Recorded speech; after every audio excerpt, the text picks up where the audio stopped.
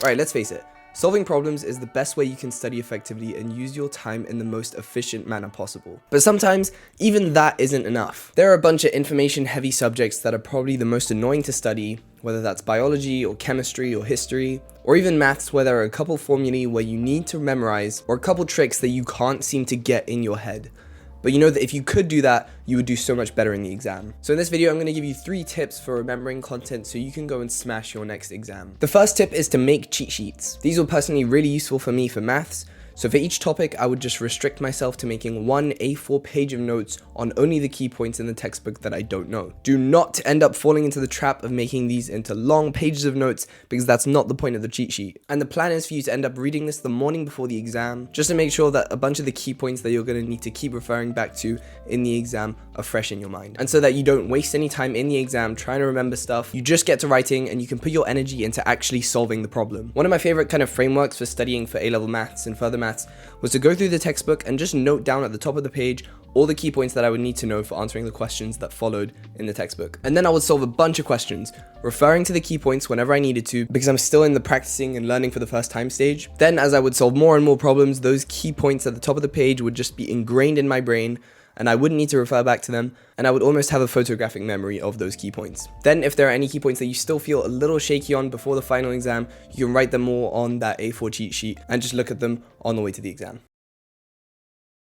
Now the second tip is about flashcards, but I don't want you to go about the traditional way of making flashcards, which is traditionally to just take the textbook and every keyword or key point you read, just noting it down on the flashcard that you have to go through later. Firstly, this makes it so that you have so many flashcards and you'll probably never have the energy to go through any of them. And let's be honest, it's not like you don't know any of the things in the textbook. So be a little stricter when you make your flashcards and only make them on the things that you seriously struggle to remember and need to be looking at often so that it stays in your head. Also, make sure that you're ready to commit to flashcards. So many times I've seen people make flashcards look really nice and they put a bunch of information on each one, but then they end up never actually going through any of them. Because the key with flashcards is to be as consistent as possible with them. If you're not consistent, then it's not going to work and flashcards aren't for you. And that's okay, it's just a suggestion. Not everyone needs to use flashcards. Personally, I didn't rely on them too much because the point is that you only make flashcards on things that you really can't remember and can't get to stay in your head. If you're gonna do it, dedicate a time every day or every other day to go through all the flashcards so that you keep as consistent as possible. Apps like Anki already have spaced repetition algorithms built into them, and if you don't know what spaced repetition is, then I'll link a video done by Ali Abdaal on how to use spaced repetition to combat the slow trailing off of information retention in the forgetting curve. Essentially, you want to make sure that you're revisiting topics often and spacing out the times that you cover them so that you can combat the forgetting curve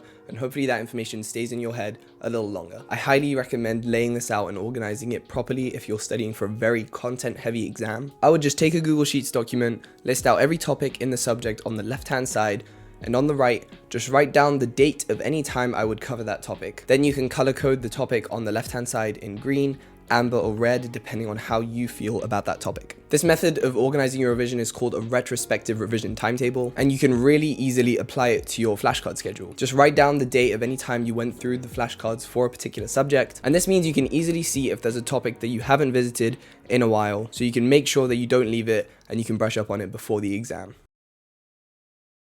The third and final tip I have is a pretty common technique, and that is to explain whatever topic or concept you've just learned to yourself without skipping any details at all. For a while, I've said that the best way of knowing whether you know a topic inside out or not is that you've solved so many problems on that topic that when you see a new one, it's just super boring and it doesn't really need much thought from you. In this case, you've hopefully just seen so many problems that are similar to the one that you're seeing now that you can just map one of those old problems onto this one and you really don't need to think much. The second tip that I'm going to introduce is that you can explain the topic exhaustively without missing any details to someone who has basically no knowledge of that subject or topic. I bet so many people are guilty of reading over something in a textbook or a set of notes and kind of skim reading it and being like, yeah, I know that, that's easy, I'll just write that in the exam if it comes up. But that a lot of times ends up failing. You might get a question on something you read in the notes, but then you just can't answer it in any great amount of detail at all, and you realize you don't have a photographic memory to just write down what you saw in the textbook,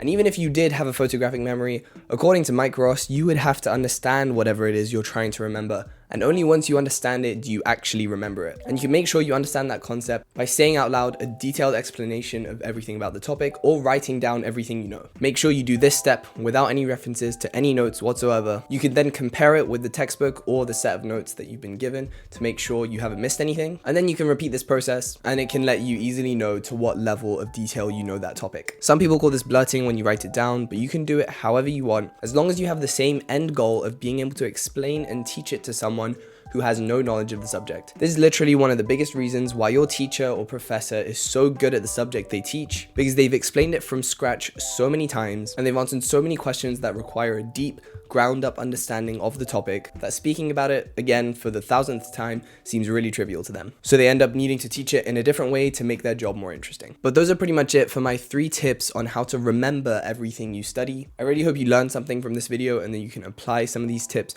to the next exam you're going to be sitting. And if you want to hear more tips from someone who got these grades in his GCSEs and these grades in his A levels, drop a like and subscribe for more.